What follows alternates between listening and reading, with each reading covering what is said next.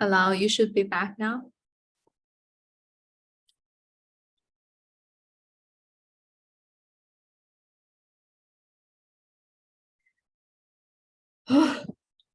Almost there, huh?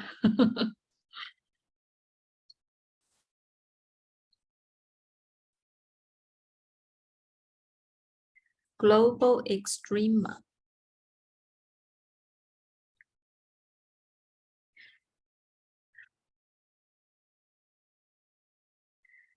Now let's put the curve sketching on the side. And try to recall. A while ago, we talked about the local maximum points and local minimum points. I don't think I need to say what it is. You just look at them and I show you here. Now, these are local maximums. I mean, maximum points. Forgive me if I don't say the whole word. Local minimum points. Okay. Now, global maximum is this one. It's the highest. Global minimum is this one. It's lowest. Okay. Now here, I give you a few different ways, I think described in different textbooks. In our textbook, it says global extrema, meaning global maximum minimum. Now, these are values. These are not points. If I don't say points, it's not a point. I say maximum, it means value. I also say absolute maximum. I seldom say this. I don't think I use it, but some people use it. And I do use this one, the greatest value, because this one you don't get confused. You know this value is not a point. And the greatest value is the highest value. And the lowest value, the least value. And that is very clear what it is. This note, I don't know if it's relevant. Let me read it. There may exist more than one local extremum, but there is only one global extremum. I think that should be understood, right? Locally, maybe. I think you understand this concept. Something local, something global. Used exactly the same way we use it in our daily life. Note.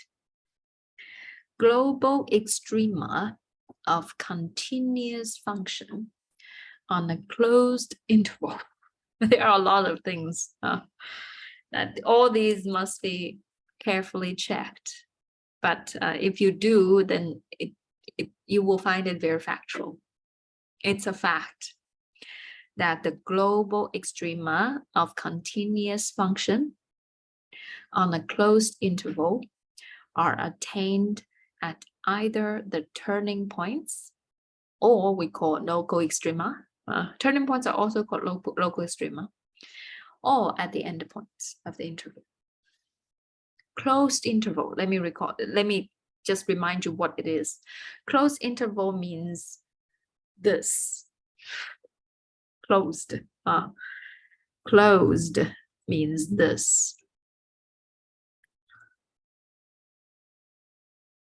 It doesn't mean it's not x. X can be anything. Not x can be all real numbers. That's not closed. That's open. That's open. But for closed, like it's defined only from 1 to 3. That's closed. Like a lot of times you have the trigonometric functions. We always say, oh, x is between 0 and 2 pi, right? Then that's closed. That's closed. But for logarithmic function, x is greater than 0, then that's open. But for closed function, for closed in continuous function, continuous, very important. If it's broken somewhere, then no.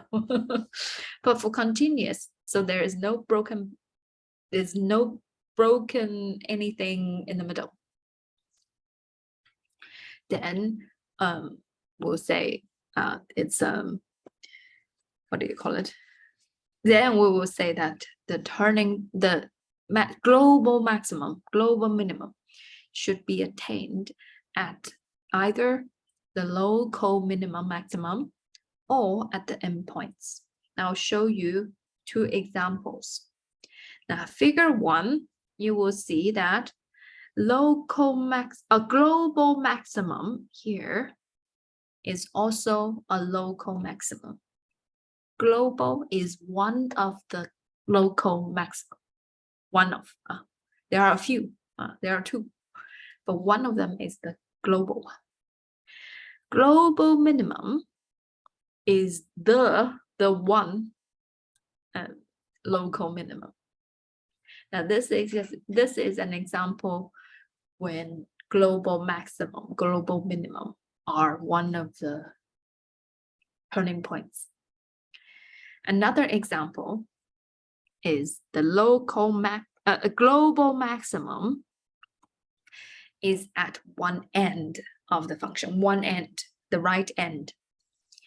And the global minimum is at the left end.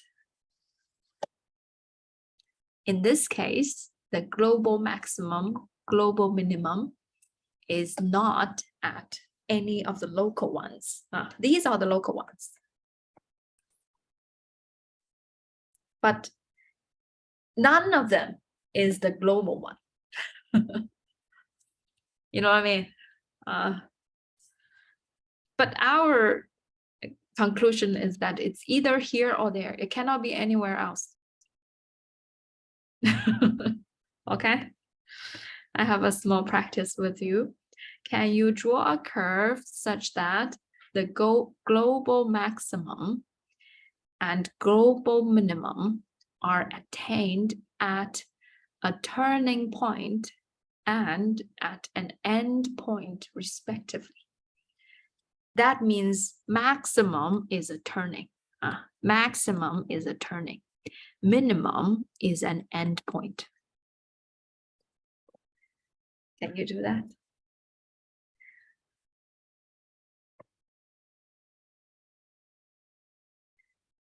The problem is, how do you show me? Right? How do you show me?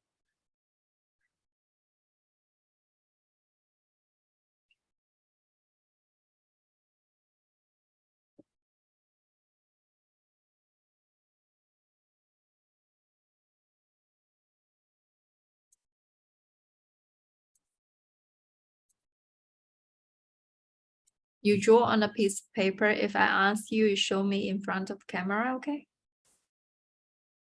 Maximum a turning point, minimum at one end.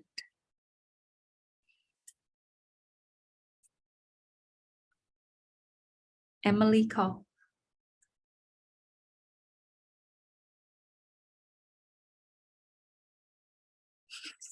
Your green screen.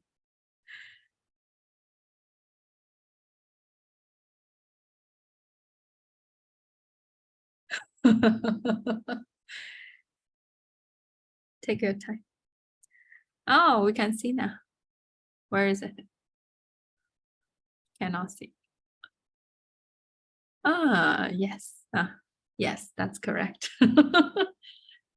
Yes, it's a small practice. I guess you know, I guess you know. It kind of makes sense though. You see, nothing in the middle should qualify, right? It's like, if you want to, what do you call it? If you want to be the global champion, you must be at least, and maybe that's not the right metaphor. I mean, the local ones are like a small competition, you know, and then you compete together with the end point to see which one is the global maximum minimum. I think that's a better metaphor. Anyway, example 19. The global extrema of the function f of x equal this for closed interval. You see, closed interval. Can you find the maximum minimum?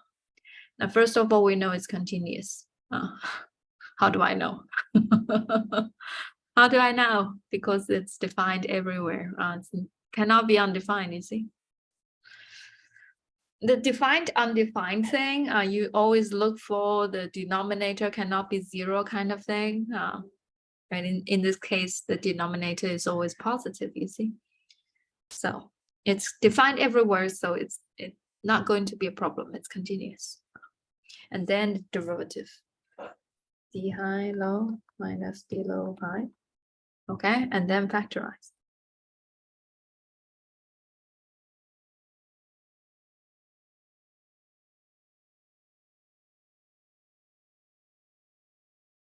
I think it's already cancelled. This is 2x, this is x, it's already deleted. Okay. So that's it. I'll just leave the answer that way. I may have to factor. I don't. Do you know I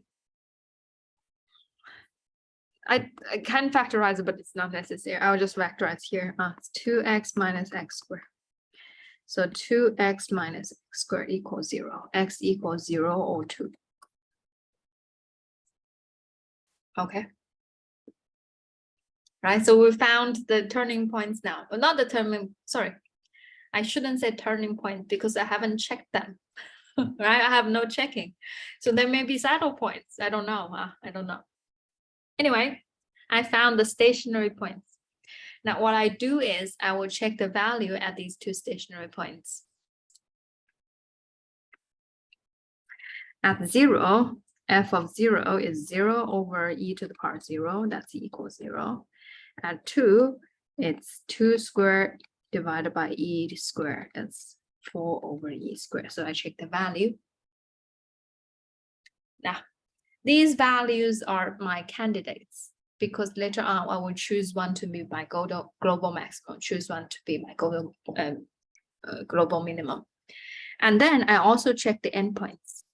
At -1, it's -1 squared divided by e to the power -1. That's e. At 3, it's 3 squared divided by e to the power 3. It's 9 over e cubed. Okay. And then I can decide which one is the highest, which one is the lowest, you know what I mean? Because the highest will come out. Let me see which one is the highest. I actually use the calculator to check. One is 4 divided by e squared. E. There's e here. E squared. This is 0.54. And then this one is 9 divided by e cubed.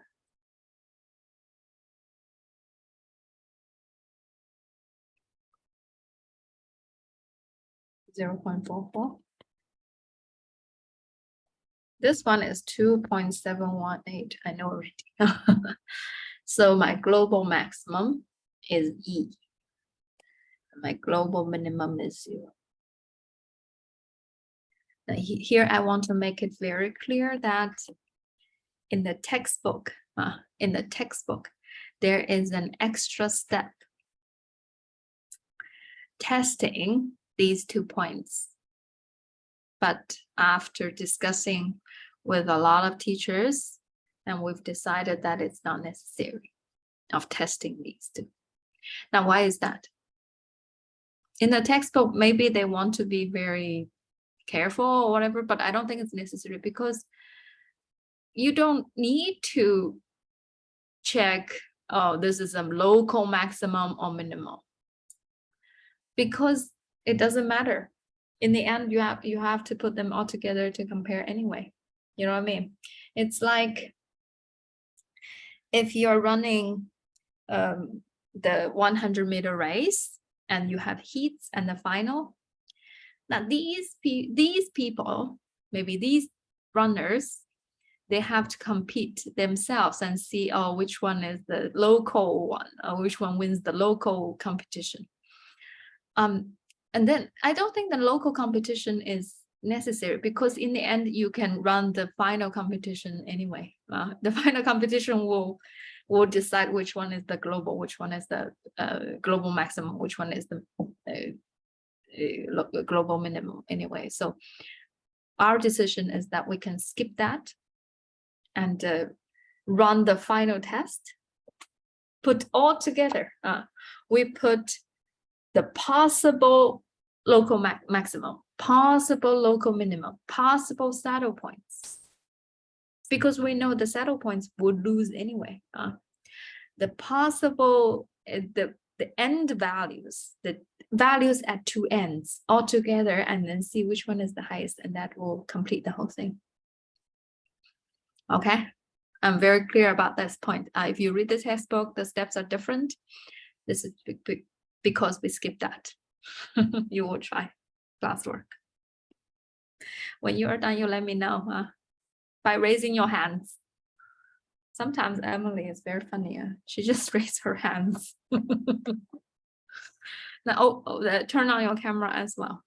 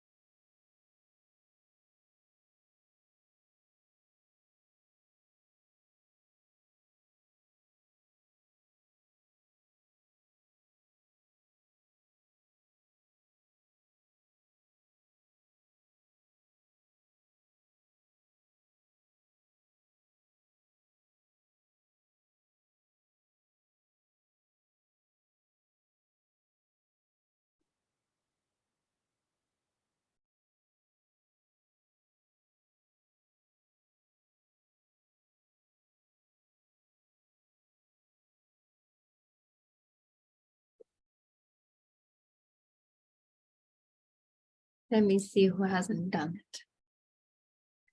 Vivian, Christy, you need to be faster.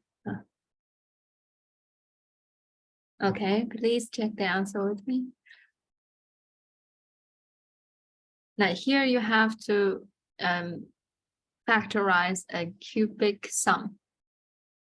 And the second factor of the cubic sum never gives any real roots. I don't know if you notice.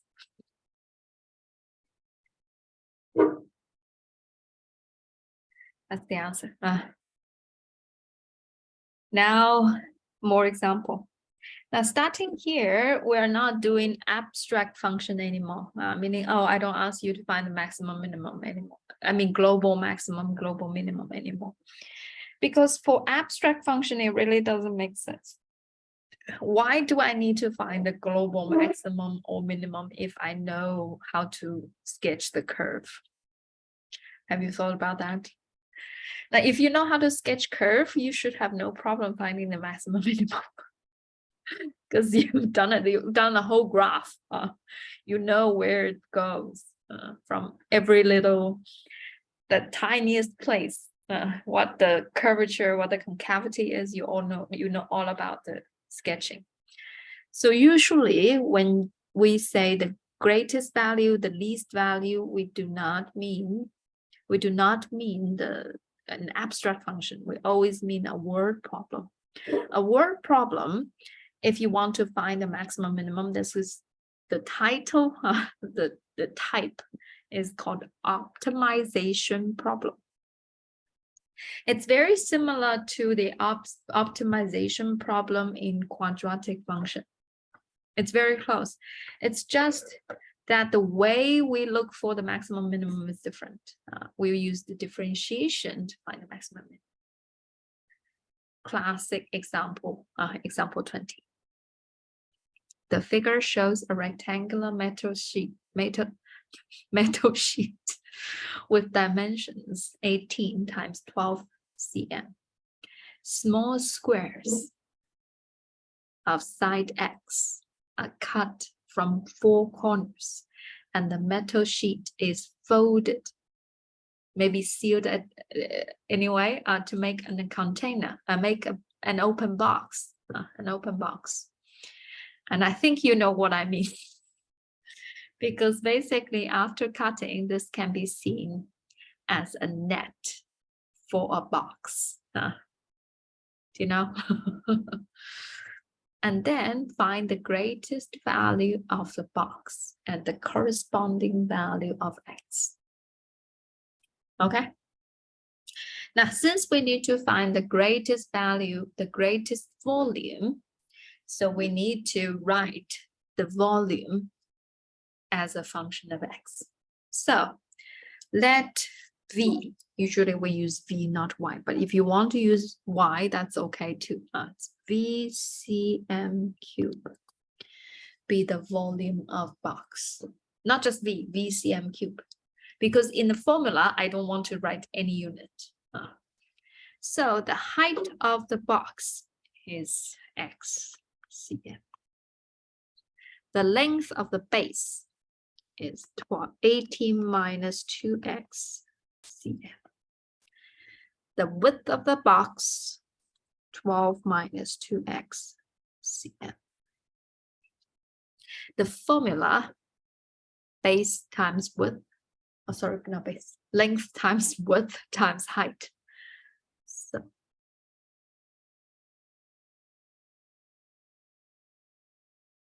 okay, so I will take out X, take out 4. I have 9 minus X, 6 minus X, and then I will do the expansion. Expansion is better when I do differentiation. Factorization is better when I solve the equation. So here I need to differentiate, so I will do the expansion. It's X squared minus 15X plus 54. Where X lies in. Now this one is the extra thing that you've never done so often, because usually you are given where the interval is, what is defined. Now this one, the domain is coming from the meaning of x, not the value of v. The meaning of x. So since x is a length, so I say maybe x must be greater than 0 and smaller than 6. Otherwise, it's just never going to be possible to cut off the 4 corners, right? So if I cut a very small square, but still has to be something, right? So greater than 0. A very big square, but still smaller than 6, otherwise nothing left. So the meaning of x, not the expression of v. You don't write, oh, how do I know the range for x? Should I set up inequalities to find the range of x? You don't. You don't. You just look for it from the background of the question. Okay, and this gives us a semi-closed interval. I'll tell you how to deal with it. Because x is not all real numbers now. X goes from 0 to 6. Okay. Now the first derivative, I take out 4. It's easier to derive. 2x minus 15. Okay. What's 12? Why is it 12?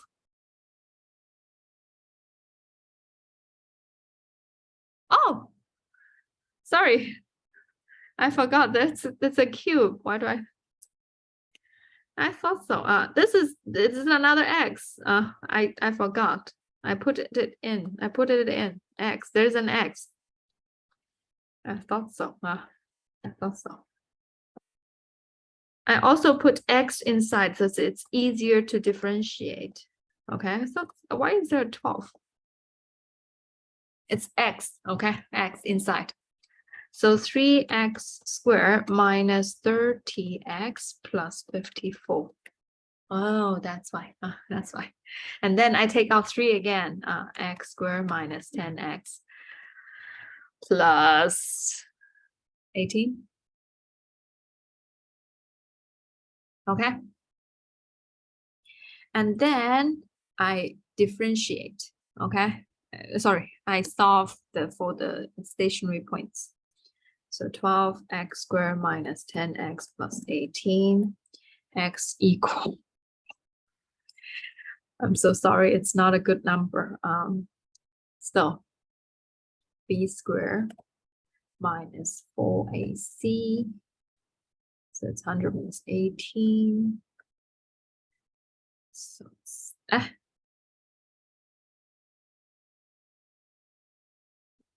am I crazy? Take out 3.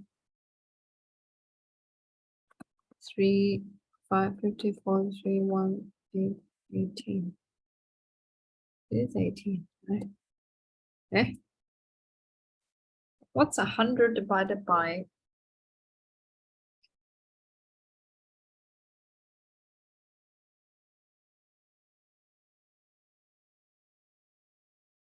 Huh? 100 divided by 72. 100 divided by 72. Oh, not 18, 28. 28, yes. Oh, I thought it's 18. Scares me. That's why the divided by 2 becomes 7.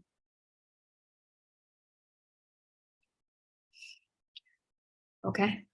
Let me see what the chat message. Thank you. Now, this one is too big. It's greater than 6, so it's rejected. It's big. Okay. Now, about the value, now I check the value at the 1 stationary point that remains. The 1, that's 5 minus root 7. And I'm so sorry to inform you, this is what you should do. When you put in 5 minus negative 7, 5 minus root 7 inside the expression of v, inevitably you have to expand this 1331 thing. 1331 thing, and the perfect square, and the easy expansion in the end. And you cannot use the calculator. And with the simplification, you get this answer. Okay, that's one candidate that can run the final run. Okay, the final run. And we're looking for the maximum. Now, how about the two endpoints? Now, noticing that the two endpoints are not closed, so we cannot actually testing the two endpoints. However, there is a way to save the world, save the day. The way to save the day is not to look for the endpoints, but look for the limit at the endpoints. Because the function is continuous, so at the endpoints, the value should be very close to the limit. Okay, so we'll find the limit. Put in x cubed, sorry,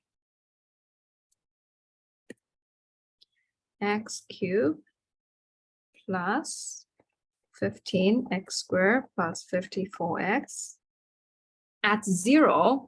The limit at 0 is equal to 0. It's a simple substitution. Is it minus? Oh, minus. Okay, minus. Now, the limit at 4, at 6,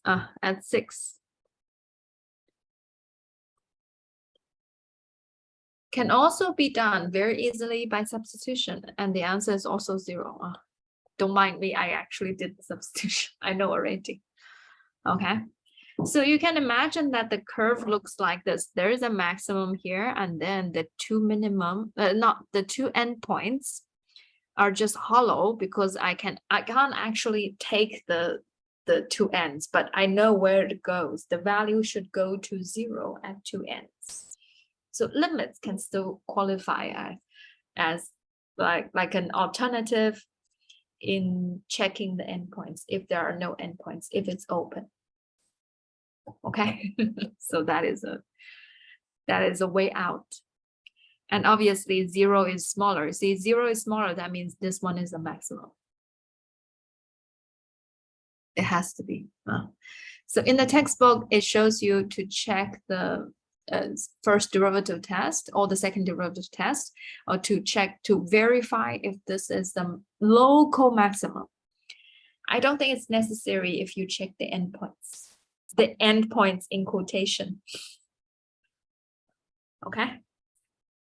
And then the answer, 384 minus 64 root 7, exactly, yeah, exact value, and cm cubed. You do the classwork, you do the class, and I will see if you can get the correct answer. Let me know.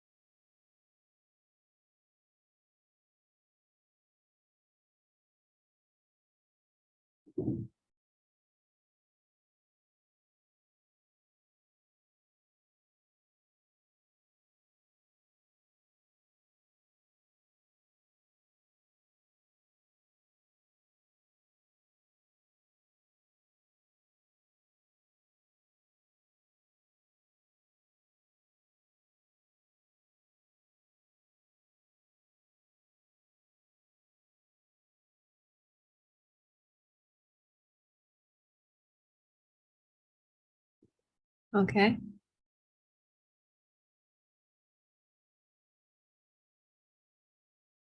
I think some students just left during the middle of the lesson.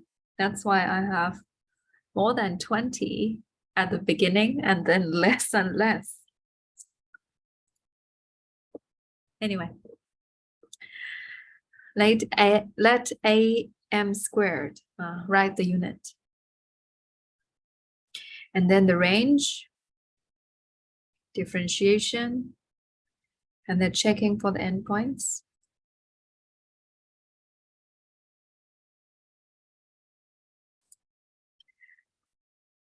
Just not really endpoints, you know what I mean?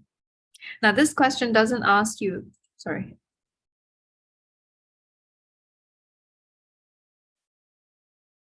Huh?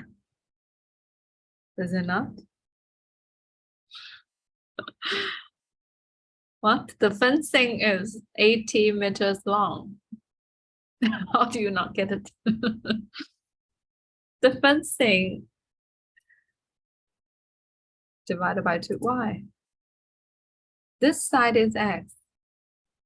This side is x. This side is x. Okay. But I was talking about this area. Sorry. When the area is maximized, we didn't ask you what the maximum area is. We asked you what x is when the maximum value of the area is attained. So you should answer the value for x, not the value for a. The answer is 20, not even 20 meters. It's 20 exactly. Okay. Next one. The volume of a closed right circular cylindrical container. Am I correct with the order? With the order of adjectives? Right circular cylindrical container. The volume is given. Now here I don't say it's given, I say it's fixed. It's fixed. Maybe because of the requirements, right? Sometimes we want the volume to be a certain value. Anyway, let's see what is changing. Something must be changing. So here there are the two variables R, H, and S. There are too many, not two, 3. R, H, S. They are the radius, the height, and the total surface area of the container that you need to express h in terms of r, and also show s in terms of r. Do you see what I'm doing? First, express h in terms of r, and then express s in terms of r. That echoes with my comment just now when I say, oh, there are too many variables. Oh, how many is too many? 3 is too many. 3 is too many. We can have 2 variables.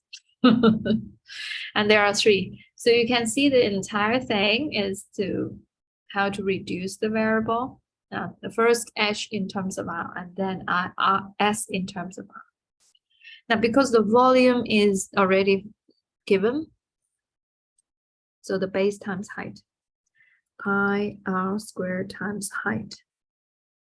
So the height equal 686 divided by r squared. Okay, that's one thing. How about s? Now s equal 2 circles plus the curve area. Some of you already forgot. It doesn't matter. Doesn't matter. I know you will forget sometimes. Let's revise it.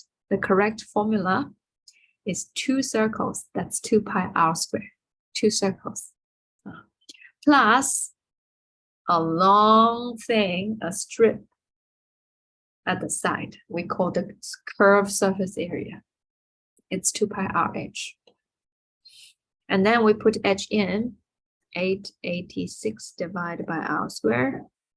And then we obtain the formula s in terms of r. And that is just right. With s and r, that's just right. Because later on, I will find the minimum of s by differentiation first. Let me figure out what the range of r is. Now here, r is in length. Obviously, r is greater than 0. But is r smaller than something? What do you say? I think greater than 0, you agree, right? How about, is r bounded somewhere? Is it smaller than something? Now this, to figure out this, you have to have a little bit elastic figure in your mind, kind of like the locust thing. There's something moving, and then you say, oh, this thing, this cylindrical container can actually be very wide and flat with the correct height.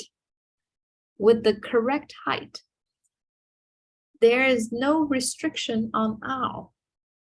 I don't know what you mean. I don't know if you know what I mean. I mean, of course, if r is too big and then the height is very small, it really lose the meaning. I mean, lose the practical use of a container. Anyway, but you cannot rule out the existence of a very flat one. Do you know what I mean? If I want to make a container of size, radius 10 meters, I can still do that. Although it sounds ridiculous, but still, if you make the height very, very, very tiny. Okay. So I say there is no restriction to the upper bound. The upper bound of R, there's no restriction, only the lower bound. So this is an open thing. This is an open thing. So it's not really closed. It's not really closed. Now, how about differentiation? So differentiation, 2 pi, you don't have to differentiate. 2 pi is just the value, so 2r. You see, I also write ddr, not ddx. Ddr. And then this one is negative r, negative 2.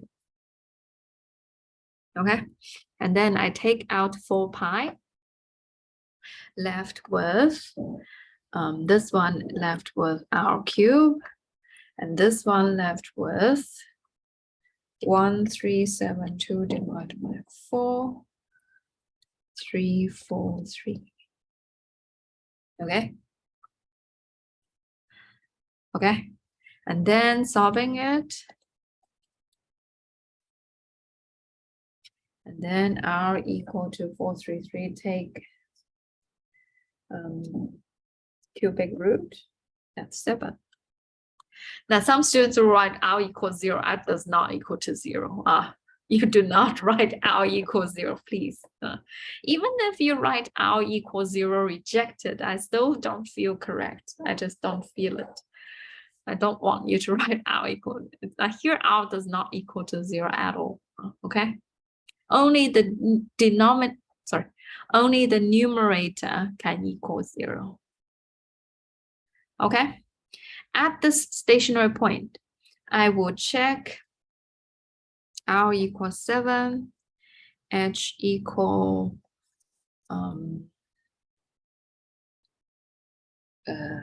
I'll put in 686 divided by 7 squared, 14, and S equal 2 times 7 squared plus 1372 divided by 7, 294 pi. Okay. Now, how about the two endpoints if I want to check? Now, here I should also mention that S is continuous on this domain. Now, I know S is broken at 0, but greater than 0, there is no broken points anywhere. Now, think about it, because the continuous thing must be satisfied. Otherwise, any of our concept is no ground. I have to mention it's continuous when R is greater than 0. But this one is open. Then how do we check the endpoints? Similarly, I will check the limits at the two ends. Although at infinity, also consider infinity. Now at 0, it's 2 pi R plus 1372 pi divided by R. And this one, it's 0 plus infinity, that's infinity. Now, I know this is not allowed in chapter 4. Because in chapter 4, you do not write the limit is equal to infinity, because you would say the limit does not exist. Okay? But here you can write it, meaning that it doesn't exist and it goes to infinity. At infinity also goes to infinity.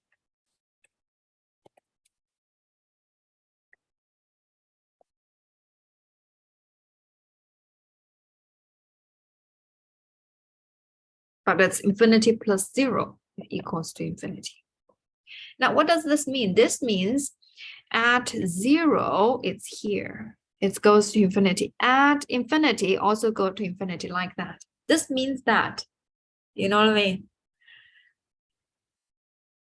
Okay. So when S attains its minimum, R equals 7, H equals 14.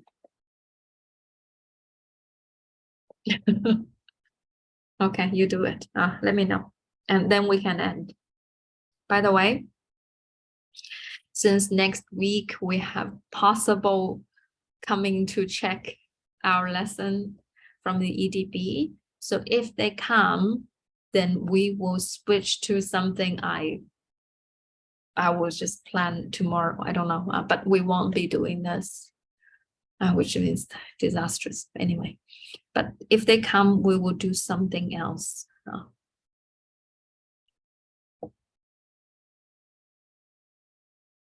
Okay, let me know.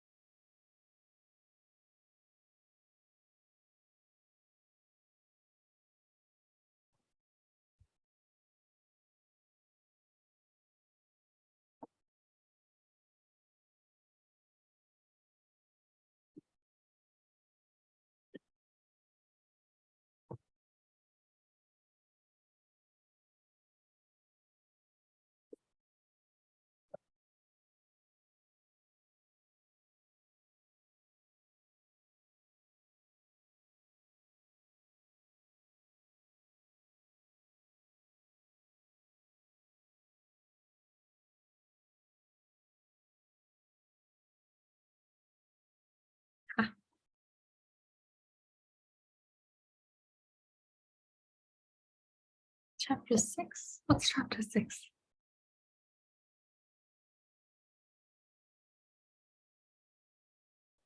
Let me figure out.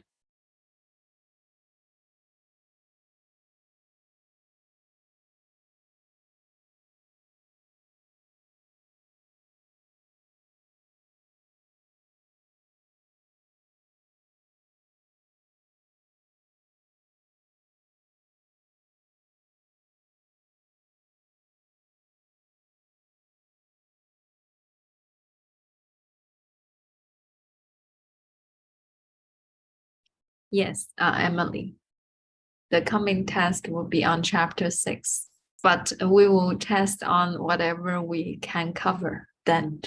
I don't think we can finish the whole thing. We will try. If they don't come, then we can possibly like finish on dots. I don't know. I don't think so though. Possibly no. Possibly not finish, but we will finish, I think, up till a certain point. Not entire chapter 6 M2. Since next week is insane.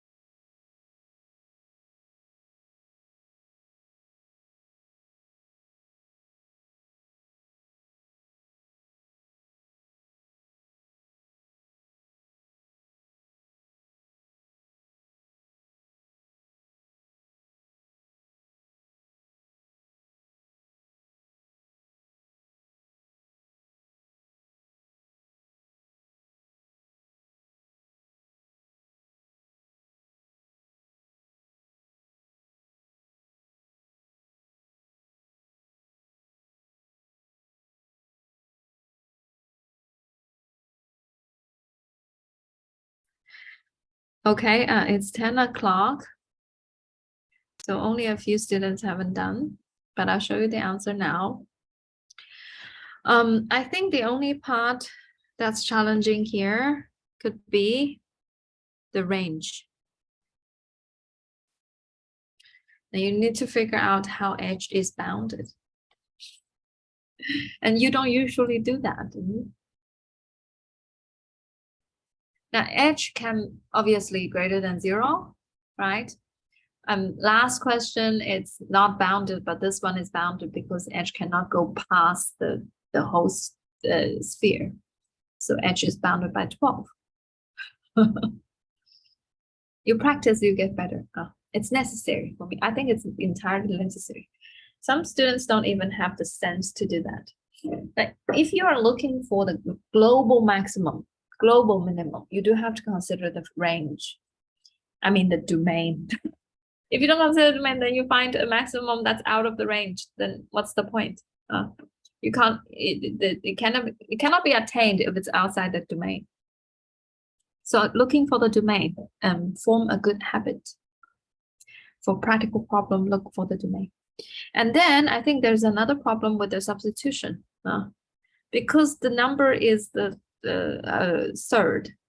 It's a third, so the substitution is hard, but you have to endure that. You just have to get used to the fact that you cannot use the calculator anymore. You cannot. I think that's the most difficult thing to overcome.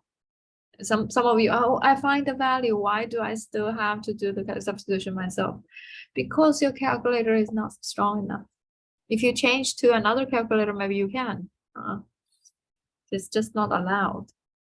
Otherwise, the other calculator can just graph it for you. You know, you just type in the function and it will give you the graph, the outcome. And that is something that they do in the other class. I don't know.